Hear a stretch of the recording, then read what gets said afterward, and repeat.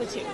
আমার জুনিয়র ডাক্তাররা, সিনিয়র ডাক্তাররা, নার্সরা, স্টাফেরা এবং অ্যাডমিনিস্ট্রেশন সকলের স্থানীয় লোকেদের নিয়ে যৌথ উদ্যোগে সবাই কাজ করেছেন। কাজেই মোটামুটি যারা এখন আছেন এখানে আমি যেটা দেখলাম একটি কেস ছাড়া বাদ বাকি মোটামুটি স্টেবল আছে। কাজেই সবাইকে ঠিকমতো ট্রিটমেন্ট করা, যোগাযোগ করিয়ে দেওয়া, বাড়িতে পৌঁছে দেওয়ার ব্যবস্থা করা সবটাই আমরা করছি এবং করা হচ্ছে। আপনারা দেখেছেন আমাদের সকালবেলায় প্রায় 9টা নর্থ বেঙ্গল